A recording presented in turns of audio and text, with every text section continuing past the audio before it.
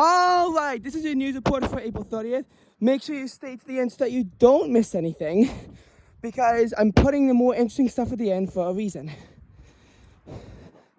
First of all, unfortunately, the Denver Nuggets did, in fact, beat the Phoenix Suns.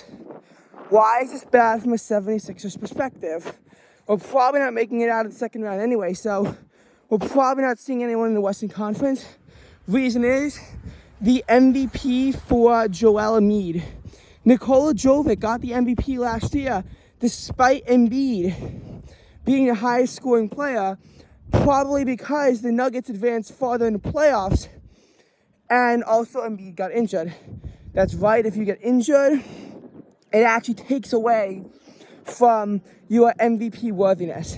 Is it stupid and unfair and bullshit? Yes, but that's the case anyway. We need the Phoenix Suns to beat the Denver Nuggets. Unfortunately, according to 538, they only have a 22% chance of actually pulling it off against the Denver Nuggets. We need them to be able to win anyway. It's very important if they could do so. By the way, I know that you guys are really begging to actually see this stuff on screen. Unfortunately, the one app that I have that actually let me somewhat edit videos is now not letting me download the videos because apparently I'm out of storage. So, yeah, you're just going to have to deal with this for quite a while, unless I can go on screencast files. I can only do for 5 minutes at a time, by the way.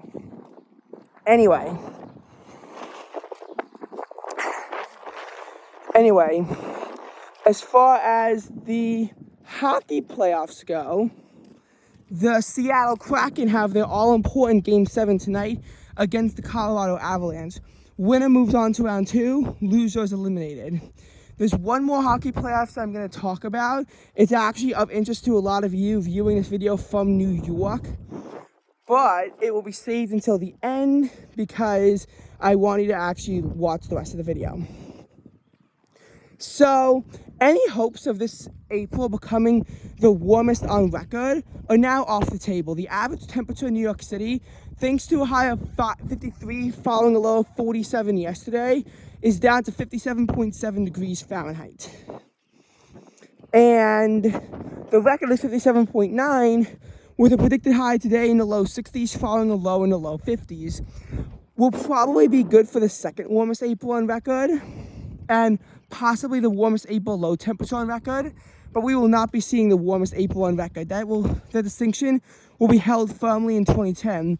2010 actually had a cool ending to the month, but it was able to get the record because the last day of the month had a temperature of 78 degrees, which we will not be seeing. As a matter of fact, the stint of summer that we got in the middle of the month seems to be about as warm as it's going to get for a while. It's going to be a cold and somewhat rainy start to the month of May before May 7th comes along when I'm in lifeguard class in May 8th.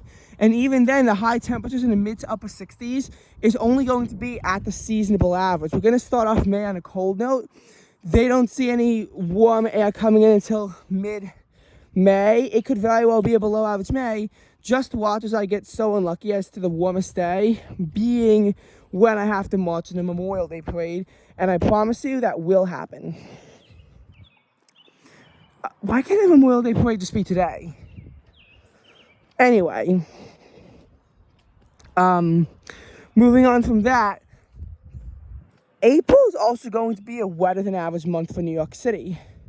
There was 2.46 inches of rain that fell in the city yesterday, which annihilated the old record. April 29th used to be one of only 2 days, alongside September 9th, to have not seen an inch of rain, and that is no longer the case. Newark saw nearly 3 inches of rain, whereas Islip saw 1.77 inches of rain.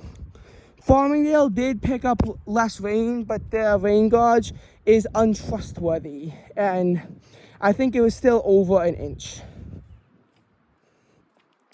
This makes it, in New York City, wetter than any day in 2022 could achieve. It was the wettest, and I think this is the case at Islip too, it was the wettest day since October 26th, 2021, when a nor'easter moved through and dumped over 3 inches of rain across the region.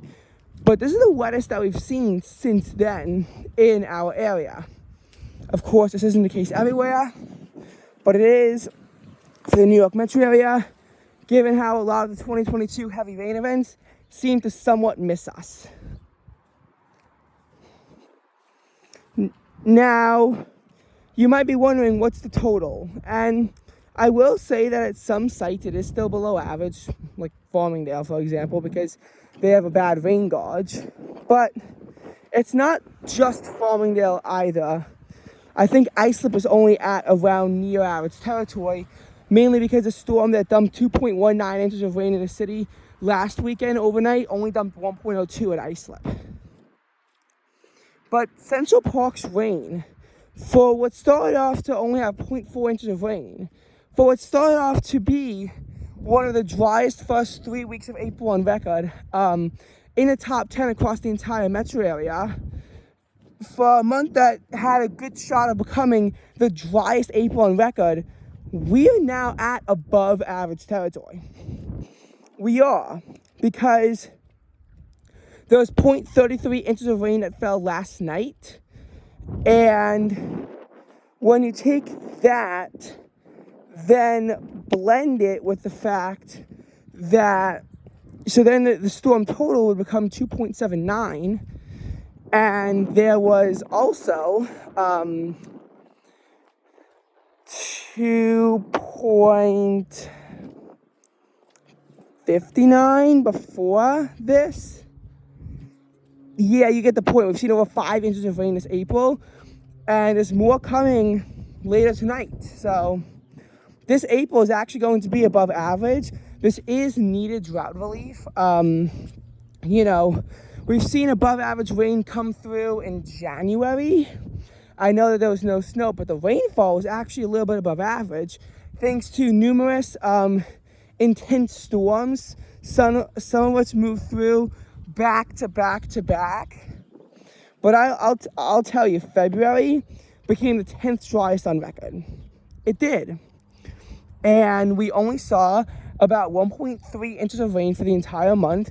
It started off to be the second driest first 2 weeks on record with only 0.05 inches of rain. And then that got more than doubled when only 0.07 inches fell on February 16th, the day that we hit 70 in February, where everyone really began to think that winter would be a total failure, which it was. Then there was 0.18 that fell in a storm on February 17th that ended the warm snap, which again more than doubled our rainfall totals. When February became out of contention for the driest on record came on the 21st, when another 0.27 inches of rain fell on the city. There were some more dreary drizzles going on throughout February, and then on the 27th to 28th, when that snowstorm came in that dumped 1.8 inches of snow, almost all of what we saw for the winter, there was also 0.55 inches of liquid precipitation attached to it. March came in with promise when we saw over an inch of rain in an overnight storm on March 3rd to 4th. March 4th temporarily becoming the wettest day of the year. And then from there, it seemed to fail.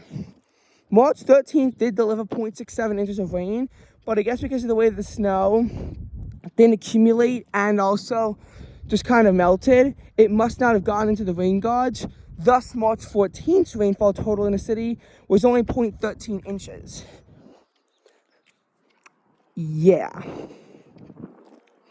And from there was very little rain after that, as not a lot of storms came through. April 1st did kick off with 0.38 inches of rain, but only April 15th's meager 0.02 inches managed to actually get through to this. So then we had the big overnight storm last weekend, and now we have this shit. Speaking of temperatures, how have they been floating? We are in probably our biggest stretch of below average temperatures since December.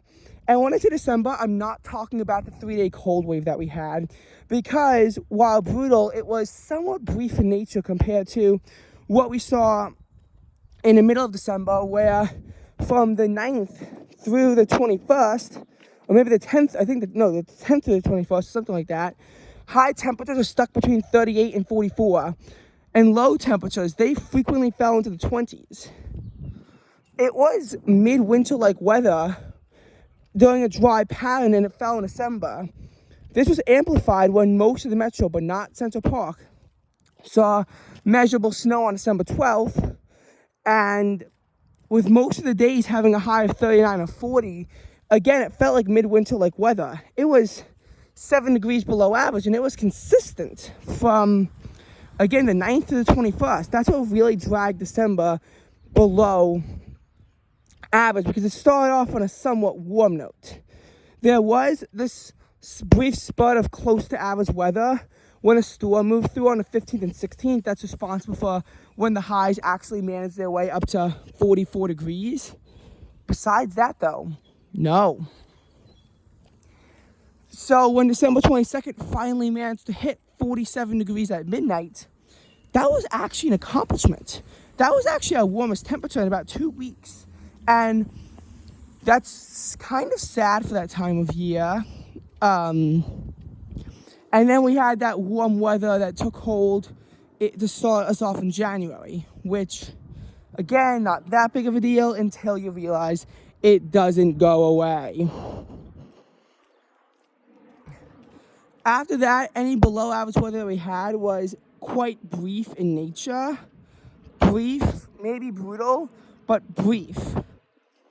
And while March appeared to start us off with some below average weather, it really became more near average until we actually saw a bit of warmth.